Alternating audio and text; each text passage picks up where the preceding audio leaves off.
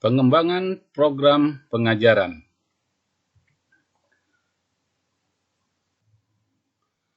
Materi kali ini yang akan kita bahas, yang pertama adalah pengertian tentang program semester, menyusun program semester, pengertian program modul atau pokok bahasan, dan yang keempat, pengertian program mingguan ataupun program harian.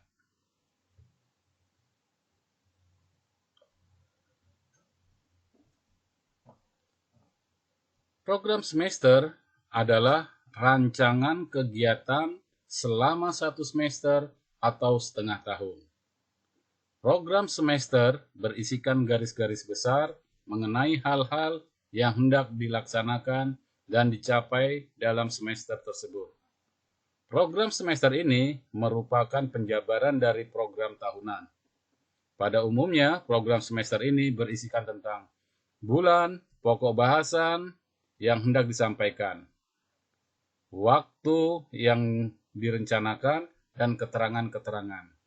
Artinya, program semester ini adalah program pengajaran yang dibuat oleh guru dalam satu semester atau setengah tahun atau 6 bulan. Baik itu, saya ulangi, jadi program semester ini adalah program yang direncanakan, yang dibuat oleh guru bidang studi atau mata pelajaran selama satu semester atau setengah tahun atau 6 bulan. Nah, program semester ini merupakan acuan guru untuk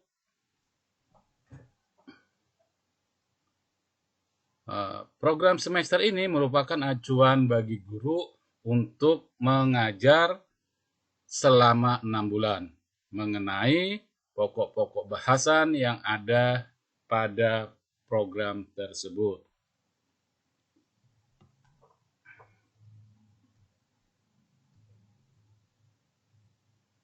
Yang kedua, menyusun program semester. Bagaimana langkah menyusun program semester? Yang pertama, guru harus menentukan standar kompetensi dan kompetensi dasar yang ingin dicapai. Yang kedua, melihat program tahunan yang telah disusun untuk menentukan alokasi waktu atau jumlah jam pelajaran setiap SD dan KD itu. Yang ketiga, tentukan pada bulan dan minggu keberapa proses pembelajaran KD itu akan dilaksanakan. Nah, minimal ada 3 ini. Minimal ada 3 yang harus guru ketahui bagaimana menyusun program semester. Berikut adalah contoh program semester dari sekolah SMK. Ya, dari sekolah SMK. Kita lihat di sini, yang di atas adalah identitas sekolah, identitas program semester mata pelajaran apa. Di sini adalah kompetensi keahliannya administrasi perkantoran. Mata pelajarannya AP 4, kelasnya kelas 10, semester pertama, tahun ajaran 2015-2016. Nah, kemudian lihat tabel berikut. Yang pertama ada nomornya, kolom nomor, kemudian kolom kompetensi atau subkompetensi, kemudian alokasi waktunya, kemudian bulan. Nah, di sini adalah diberikan pada bulan atau minggu keberapa. Oke, pada bulan Juli dia dilaksanakan mata pelajaran ini diberikan pada bulan Juli pada minggu kelima. Bulan Agustus pada minggu pertama, minggu kedua, dan minggu keempat. Kenapa di sini ada 8? Karena alokasi waktu untuk kompetensi dasar memahami pentingnya kesehatan dan keseluruhan kerja itu guru tersebut mengalokasikan waktu 8 jam. Sehingga dibagi setiap minggunya 2 jam, maka ada 4 minggu. Kenapa minggu ketiga bulan Agustus ini kosong? Kemungkinan besar adalah libur, ya. Libur. Ada hari libur pada waktu pada saat jam mengajar mata kompetensi keahlian administrasi perkantoran ini. Begitu selanjutnya. Untuk kompetensi kedua tentang higien dan sanitasi dialokasikan waktu 6 jam dan dilaksanakan pada minggu 1, 2, 3 pada bulan September. Dan kompetensi yang ketiga, kesehatan dan keselamatan kerja dalam menggunakan komputer itu dialokasikan waktunya 8 kali pertemuan atau 8 jam dan dilaksanakan pada minggu keempat bulan September dan Oktober minggu pertama, kedua, dan ketiga. Dan pada kompetensi yang keempat, prosedur K3 dialokasikan waktu sebanyak 10 jam dan dilaksanakan pada bulan Oktober minggu keempat, November minggu pertama, 2, 3, dan keempat. Sehingga pada program semester ini, guru tersebut mengajar sebanyak 32 jam. Ya, 32 jam. Dan kita lihat lagi pada bulan Desember itu minggu pertama dan kedua adakan ulangan akhir semester pada semester ganjil. Nah, di sini minggu ketiga dan keempat adalah guru mengadakan koreksi dan pembagian rapot. Kemudian pada minggu kelima adalah semester ganjil. Ini adalah salah satu contoh. Saya berikan contoh yang lain. Modelnya berbeda. Dan tidak masalah modelnya berbeda. Yang jelas nanti ada kompetensi dasar yang penting dan identitas sekolah di sini.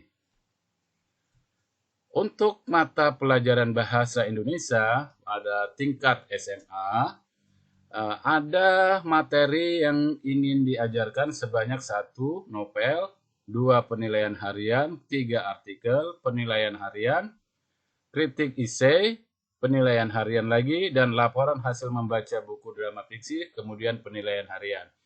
Masing-masing materi pokok atau kompetensi dasar ini dijadwalkan, direncanakan sebanyak 10 jam pelajaran. Bisa dilihat, penilaian harian ada 2, kemudian artikel, dan selanjutnya ya. Nah, kemudian ada dicantumkan di sini ada remedi dan pengayaan sebanyak 8 JP atau jam pelajaran.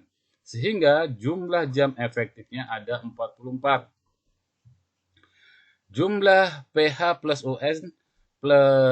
UN adalah 16 jam. Lengkap ya, di sini ada jumlah jam cadangan, jumlah jam tidak efektif, dan jumlah jam total semester ini ada 60 jam dalam satu semester. Kemudian pelaksanaannya bisa kita lihat. Kita bisa lihat ya rencanaannya. Oke, ini lengkap dia. Contoh yang kedua. Contoh yang ketiga.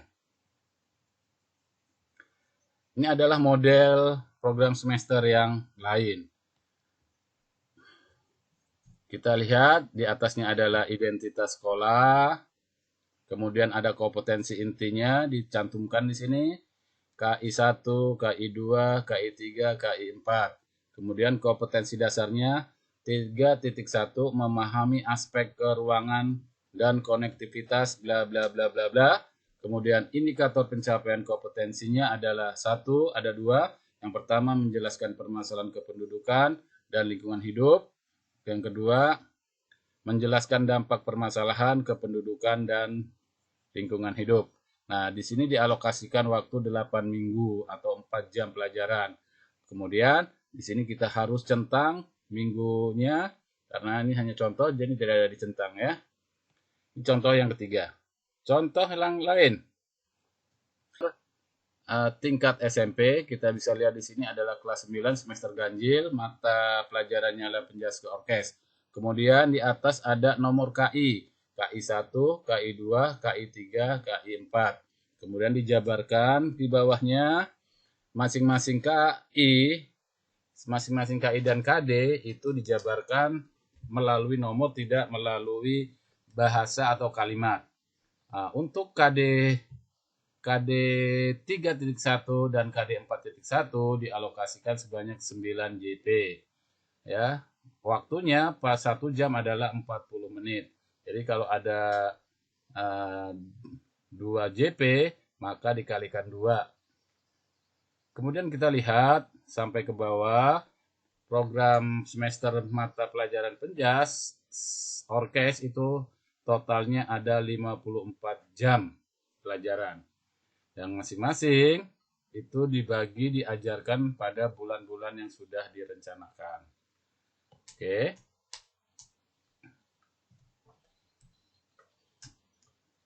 Selanjutnya adalah program modul dan pokok bahasan.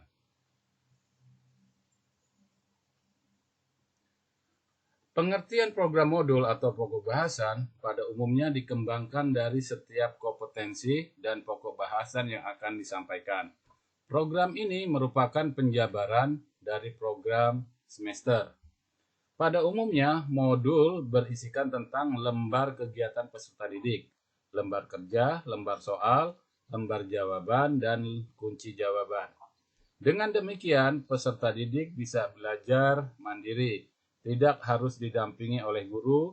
Kegiatan guru cukup menyiapkan modul dan membantu peserta yang menghadapi kesulitan belajar.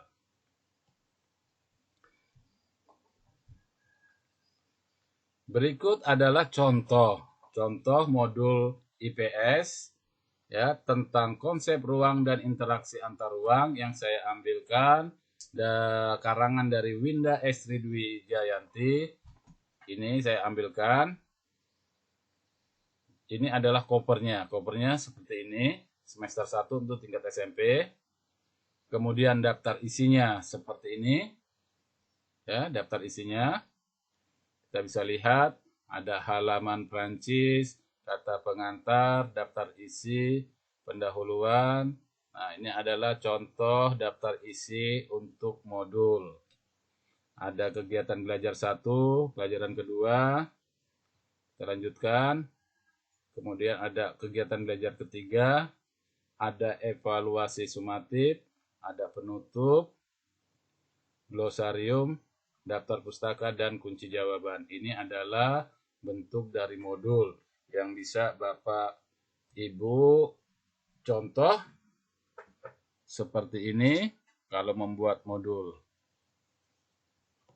Modul ini sangat berguna untuk naik pangkat, untuk memperoleh angka kredit Bapak Ibu ya. Program mingguan atau program harian.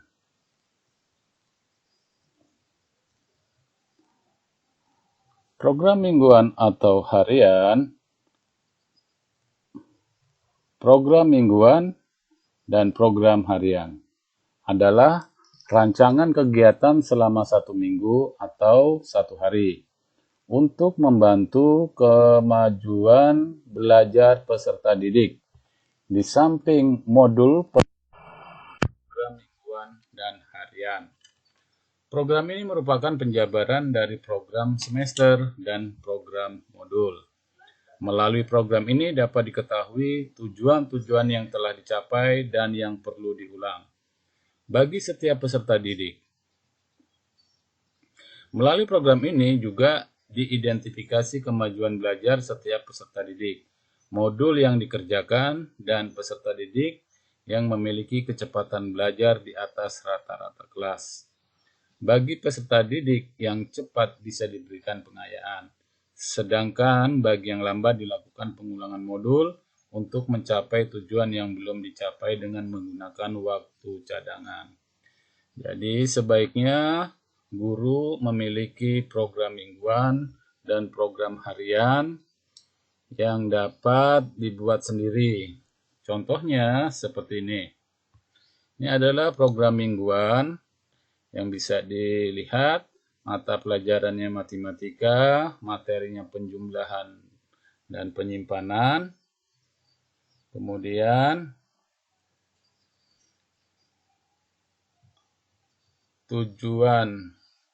Tujuannya siswa dapat memodelkan penjumlahan penyimpanan dengan place value board melalui kegiatan eksplorasi. Kegiatannya ini.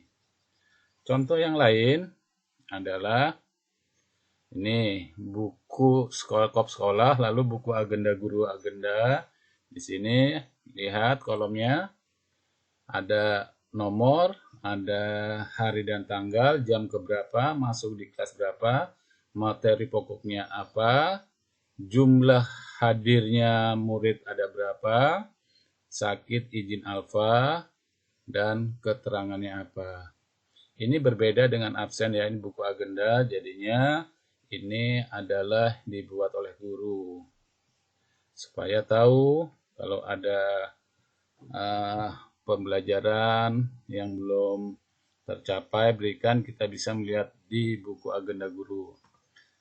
Karena kalau semakin banyak guru mengajar di suatu kelas, bisa saja terlupakan walaupun ada buku jurnal kelas di kelas tersebut. Ini adalah contoh agenda harian yang lain bentuknya. Contoh jam pertama, kedua, ketiga mata pelajarannya apa, materi pembahasannya apa, nama siswa yang tidak hadir. Ya, nanti bisa kalian pilih untuk buku agenda mingguan ataupun harian. Baik, itu saja yang bisa saya sampaikan. Semoga bermanfaat dan assalamualaikum warahmatullahi wabarakatuh.